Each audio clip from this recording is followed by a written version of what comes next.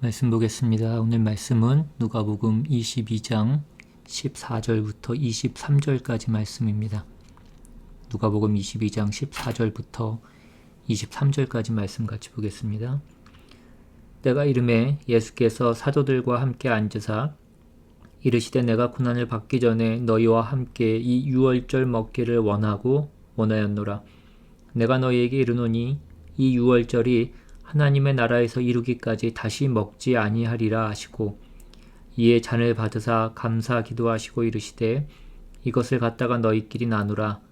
내가 너희에게 이르노니 내가 이제부터 하나님의 나라가 임할 때까지 포도나무에서 난 것을 다시 마시지 아니하리라 하시고 또 떡을 가져 감사 기도하시고 떼어 그들에게 주시며 이르시되 이것은 너희를 위하여 주는 내 몸이라. 너희가 이를 행하여 나를 기념하라 하시고 저녁 먹은 후에 잔도 그와 같이 하여 이르시되 이 잔은 내 피로 세우는 새 언약이니 곧 너희를 위하여 붓는 것이라.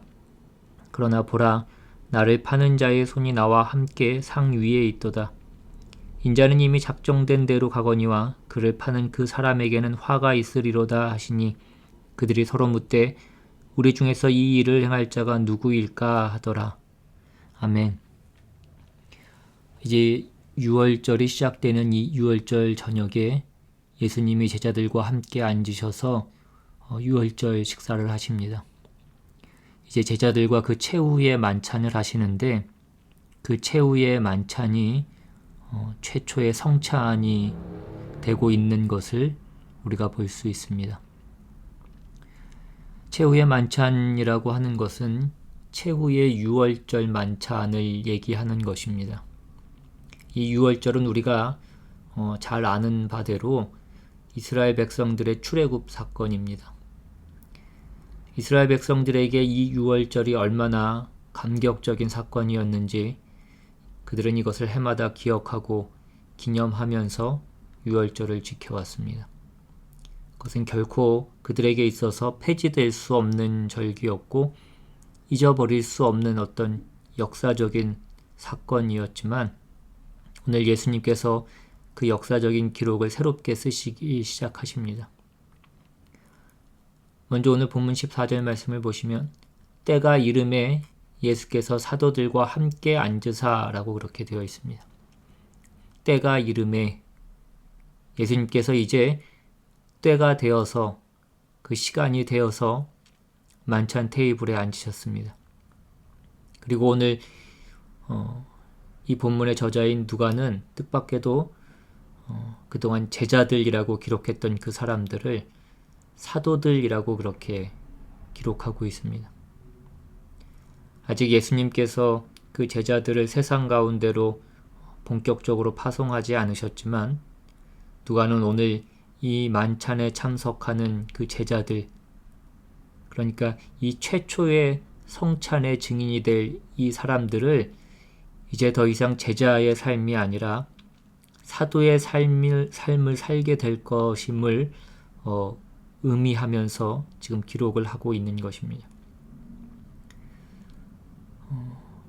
우리는 예수님이 부르시면 제자의 삶을 살기 시작합니다. 제자는 언제나 그분이 부르시면 그 희생할 각오와 준비가 되어 있어야 따라가는 그런 삶입니다. 그런데 그 제자의 삶은 제자의 삶으로만 끝나지 않습니다. 마치 변화산에서 베드로가 그 변화하신 주님을 보고 초막셋을 짓고 여기가 좋사오니 여기서 살고 싶다라고 그렇게 얘기했지만 예수님께서 우리가 다시 세상 한가운데로 내려가야 된다라고 말씀하셨듯이 우리는 우리의 제자의 삶이 어느 순간 사도의 삶이 되어야 된다라는 것을 잊지 않아야 됩니다. 다시 본문으로 돌아오셔서 이제 그 만찬이 시작이 됩니다. 15절에 이르시되 내가 고난을 받기 전에 너희와 함께 이 유월절 먹기를 원하였노라. 이 만찬에 있어서 예수님의 첫마디 말씀은 놀랍게도 내가 고난 받기 전에, 내가 십자가 지기 전에 내가 너희들과 함께 이 유월절 음식 먹기를 간절히 원했다라고 그렇게 말씀합니다. 예수님께서 왜 이 유월절 만찬을 기다리셨을까요? 이것이 제자들과 먹는 그 마지막 식사였기 때문이었을까요? 어느 정도는 그런 부분도 있었을 수도 있습니다. 그런데 좀 더 핵심적인 이유는 이 유월절 식사를 통해서 이제 그 새 언약이 선포되기 때문입니다. 이제 드디어 그 구약 율법의 원형인 예수님께서 이 땅에 오셨고 이제 때가 참에 이제 모든 율법을 완성하시고 새 언약을 선포하시는 것입니다. 바로 그것을 가르치시고 선포하신 것이 이 마지막 유월절 만찬이었던 것입니다. 그 길이 비록 죽음의 길이었지만 주님께서 그 사람들을 구원하기 위해서 이 마지막 유월절을 그토록 기다리셨다라고 그렇게 말씀합니다. 여러분, 우리는 우리를 구원하기 위해서 자신을 버리시는 그날을 간절히 원하셨던 그 주님의 마음을 알아야 할 것입니다. 그러니까 예수님이 당하신 그 십자가의 고난은 어쩔 수 없이 당하신 고난이 아니었습니다. 주님께서 할 수만 있거든 이 잔을 옮겨달라고 간구하실 정도로 그 길이 힘든 길이었지만 그래도 예수님은 인간들을 구원하시기 위해서 하나님 나라에 거하게 하시기를 간절히 원하셨습니다. 그래서 예수님은 그 십자가 죽음의 길을 기꺼이 걸어가셨던 것입니다. 오늘 16절 내가 너희에게 이르노니 이 유월절이 하나님 나라에서 이루기까지 다시 먹지 아니하리라 하시고 예수님께서 이제 놀랍게도 앞으로 이 유월절 음식을 먹지 않을 것이라고 말씀하십니다. 예수님께서 이 최후의 만찬을 통해서 이 유월절 그 식탁의 종식을 고하고 있는 것입니다. 더 이상 모세 때부터 그렇게 해마다 되풀이되었던 그 짐승의 피로 제사 드리는 그 유월절은 더 이상 필요 없다고 말씀하시는 것입니다. 예수님께서 오늘 당신 자신을 들여서 그 율법 시대의 종지부를 찍겠다는 그런 말씀입니다.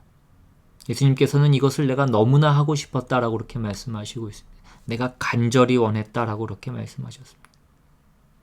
그리고 19절에 또 떡을 가져 감사 기도하시고 떼어 그들에게 주시며 이르시되 이것은 너희를 위하여 주는 내 몸이라 너희가 이를 행하여 나를 기념하라 하시고 예수님께서 그 유월절의 종식을 선언하시면서 이제 내 몸을 줄 터인데 이것을 받아 먹고 나를 기념하라고 하십니다.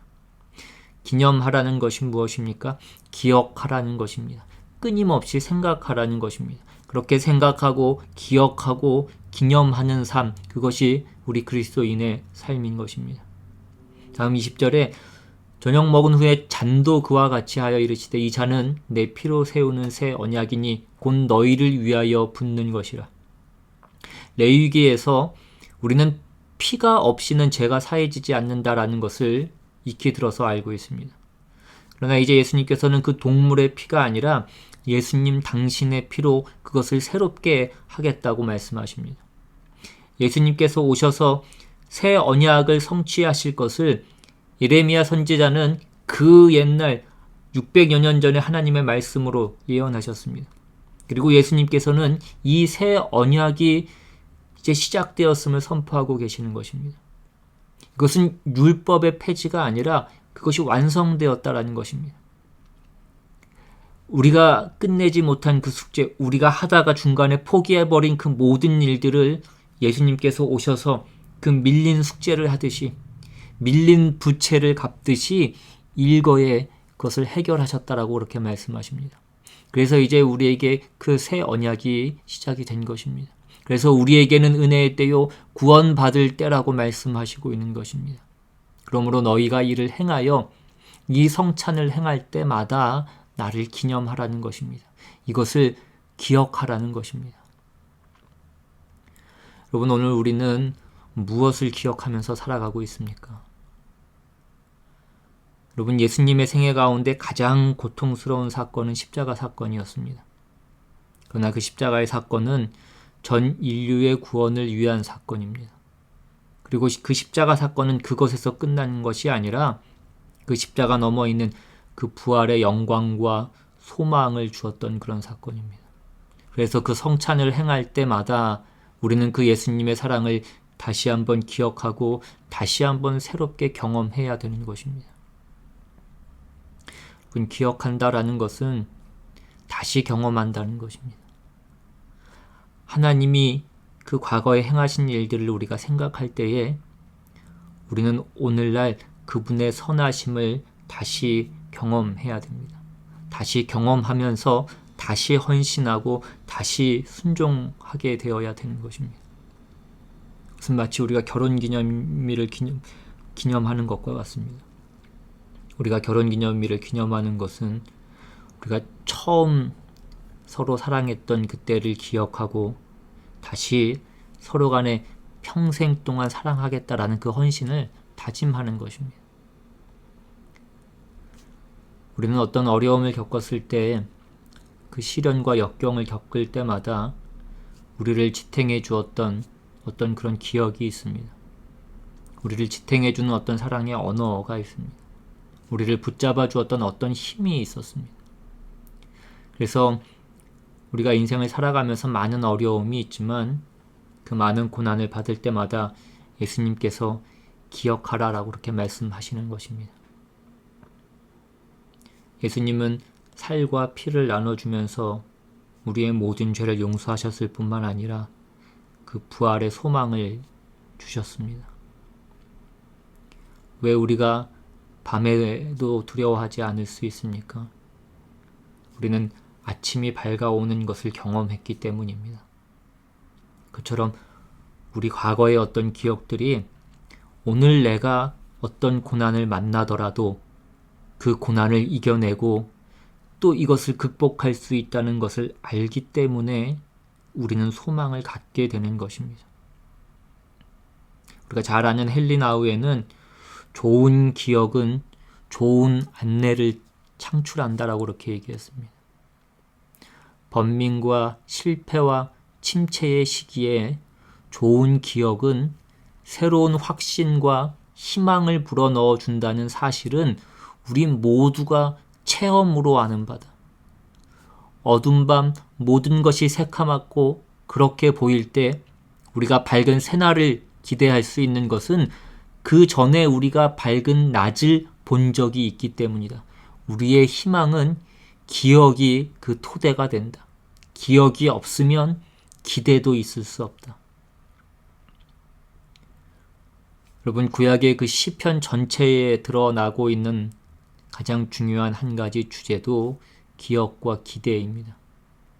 즉, 하나님이 과거에 어떻게 일하셨는지를 기억하고 그분이 미래에도 그분의 말씀을 이루실 것을 기대하는 것입니다. 어려움을 만날 때마다 내게 하나님이 과거에 어떻게 도와주셨는지, 그 공격에서 나를 어떻게 건져내셨는지를 기억했을 때에 우리는 다시 소망을 가지고 나아갈 수 있습니다. 여러분, 우리는 그 성찬을 대할 때마다 우리를 위한 그분의 그 큰 희생을 기억하고 그분의 무한한 그 사랑을 다시 경험해야 됩니다. 그때 우리는 부활의 주님과 교제하고 또 함께 성찬을 나누는 다른 그 그리스도인들과 교제하는 것입니다. 그리고 그렇게 그 주님과의 만남은 우리를 치유하고 또 새롭게 하는 것입니다. 여러분, 오늘 이 성찬의 메시지는 십자가에서 받은 그 고통만 경험하는 것이 아니라 그 사랑을 경험하고 그리고 그 십자가의 끝자락에서 만난 그 부활의 영광과 그 역전의 드라마를 기억하면서 함께 기뻐하는 것입니다. 그리고 우리는 예수 그리스도 안에서 성찬을 함께 나누면서 우리 모두가 그 몸에 속한 같은 지체라는 사실을 또한 기억하는 것입니다. 그래서 우리가 성찬을 통해서 오늘 이 말씀을 통해서 기억해야 될 것은 우리가 예수 그리스도 안에 있는 한 몸이라는 사실입니다. 그래서 우리는 주 안에서 한 가족인 것입니다. 서로를 돌아보고 격려하고 섬겨야 하는 것입니다. 오늘 본문을 보시면 그 마지막 부분에 예수님께서 그 새 언약의 시대, 그 은혜의 시대를 선포하셨지만 놀랍게도 끝까지 그 은혜를 거부했던 한 사람을 보게 됩니다. 21절 이하에 그러나 보라 나를 파는 자의 손이 나와 함께 상위에 있도다. 인자는 이미 작정된 대로 가거니와 그를 파는 그 사람에게는 화가 있으리로다 하시니. 몸은 예수님과 함께 그 자리에 있었지만 전혀 다른 곳을 향해서 달려가고 있었던 한 사람이 있었습니다. 예수님께서 그 마지막 잔을 한 사람 한 사람에게 한 잔 한 잔 따라주시면서 그 손이 지금 상위에 있다라고 그렇게 말씀하시면서 끝까지 그 사람에게 기회를 주고 있음에도 불구하고 그 멸망의 길을 향해서 가고 있었던 한 사람이 있었습니다. 오늘날도 얼마나 수많은 그 가론 유다들이 예수님이 그 마지막 은혜의 시대를 선포하셨음에도 불구하고 그 배신의 그 어둠의 길로 가고 있는지 모릅니다. 제자들은 누가 이 일을 행할지 서로 수근수근했지만 사실은 다 조금씩은 그 마음속에 찔림이 있었을 것입니다. 혹시 나를 두고 하시는 말씀은 아닌가? 왜 다른 제자들이라고 마음속으로 예수님을 배신했던 적이 없었겠습니까? 그 마음속에 예수님을 중심으로 따라간 사람이 누가 있었겠냐 하는 것입니다. 오늘 예수님은 새 언약을 체결하셨습니다. 우리를 구원하시기 위하여 자신을 주시고 자신의 피로써 그 언약을 굳게 선포하시며 우리를 구원으로 인도하고 계심을 기억하라 라고 그렇게 말씀하십니다. 오늘 우리가 그 예수 그리스도의 사랑을 기억하고 경험하면서 우리가 그것을 믿음으로 받을 때에 우리 안에서 놀라운 역사가 일어나게 될 것입니다. 이제 다음 주면 고난주간이 시작되고 우리가 부활절을 맞이하게 됩니다. 이 고난주간과 부활절을 우리가 맞이하면서 우리가 진지함으로 또 감사함으로 그 하나님의 깊은 사랑과 은혜를 다시 한번 기억하고 또 다시 한번 새롭게 경험할 수 있기를 바랍니다. 우리 모두에게 이런 귀한 은혜가 있기를 주님의 이름으로 간절히 축원합니다. 시간 오늘 말씀 기억하시면서 우리가 기도하며 나아가기를 원합니다. 우리가 주님의 은혜, 그 주님의 사랑을 다시 한번 기억하고 그 사랑과 은혜를 오늘 내 삶 가운데 다시 한번 경험하게 하여 주시옵소서. 이 고난주간을 맞이하면서 이 부활절을 우리가 맞이하면서 그 주님의 영광의 승리가 오늘 내 삶 가운데에도 계획되어 있고 날마다 일어나고 있는 것임을 기억하고 우리가 그것을 위해서 함께 주님 앞에 기도하며 나간 우리 모두가 될 수 있기를 원합니다. 시간 같이 기도합니다.